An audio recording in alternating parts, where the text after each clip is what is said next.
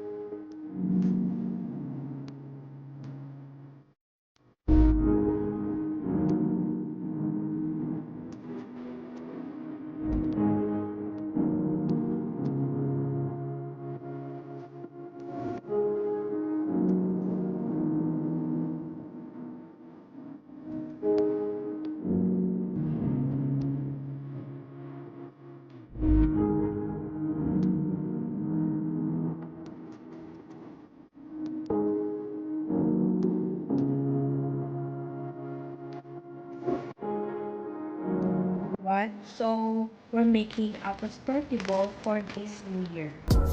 According to Feng Shui, this prosperity attracts lots of prosperity and good fortune into your life. Disclaimer, taon-taon po ng pamilya ko ginagawa ito. Since nakasanayan po at sabi swerte sa buhay at sa dating taon.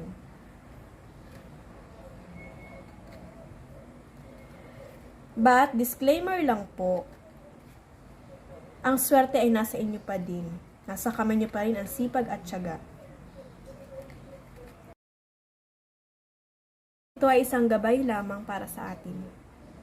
Wala namang mawawala kung ito ay susundin natin. Okay. So, here's our prosperity bowl. Happy New Year, everyone! Thank you for watching. Thank you for watching! 2,000 years later. Ayan, tatanggalin na natin kasi tapos na yung 3 kings. Kailangan patapusin mo muna yung 3 kings bago mo tanggalin. Itong kung ano yung huling nilagay mo, yun ang una mong kukunin din, yun yung una mong tatanggalin. Kaya lang ito kulang na ng ng 100 kasi hindi ko alam, yung kasama ko dito sa bahay, partner ko, kinuhaan kasi sabi niya tapos na daw yung 3 kings, kaya di ko alam na tinanggalan na niya ng isa, kaya kulang na ito ng isa. Ngayon tatanggalin natin to. Ito yung huling nilagay. Ayan, tanggalin natin isa-isa. Tapos ang 3 kings, ito ay gabay lang sa ating pampabuenas yung 2023. Wala namang masama kung gagawin natin ito. Yan. Tapos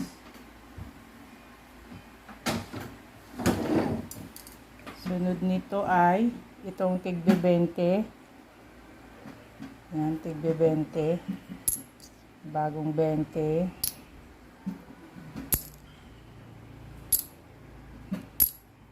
Isa na natin tatanggalin dahil tapos na ang 3 kings. Kaya ngayong 2023, I hope na swertihin na tayo. Ito yung gabay lang sa atin panghanap buhay. Kailangan pa rin natin ang sipag at tiyaga. Kaya ayun. Tapos sunod itong laurel. Itong laurel na to, pwede na natin tong sunugin. Lalagyan natin to ng susulatan natin ito dito ng kung anong susulat mo, yung money, health, happy family, good health para sa family, ganun.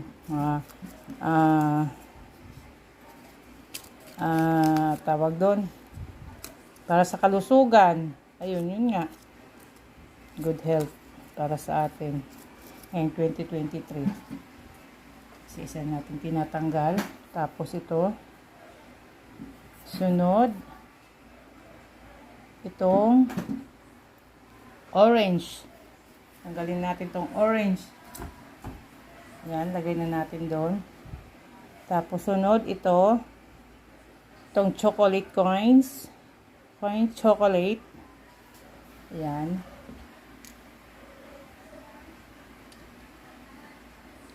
Dahil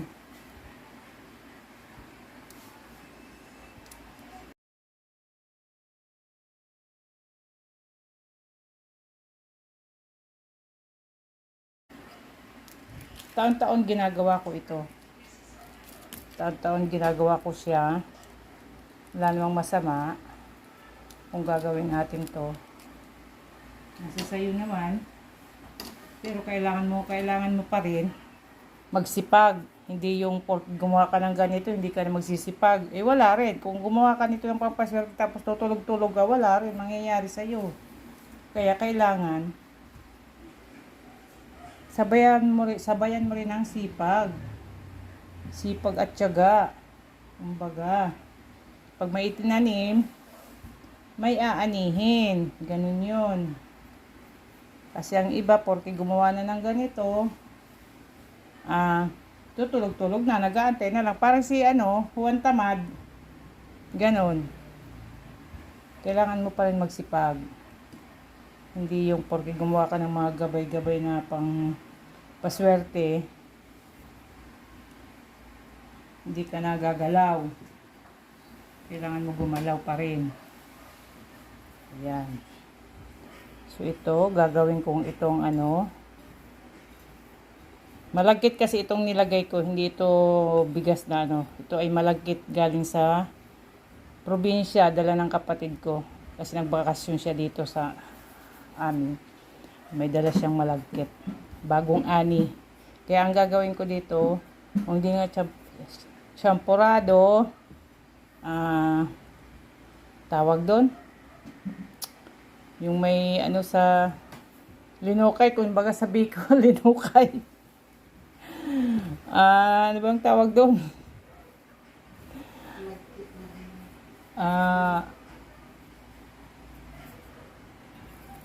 Linukay, ano ba yan?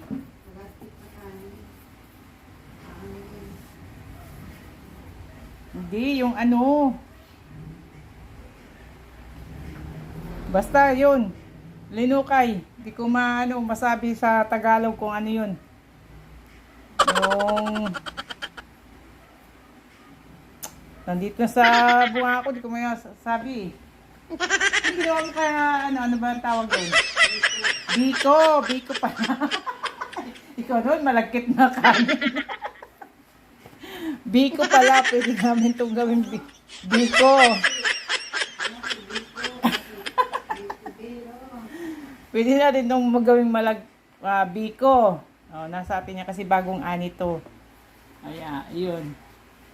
So, sa hindi pa nakakilala sa akin, sa aking channel, sa bago pa lang na hindi nakakilala, please subscribe at pindutin nyo yung bell para mag-notify sa'yo para yung mga bago kong upload, manonotify kayo yung mga bago kong upload.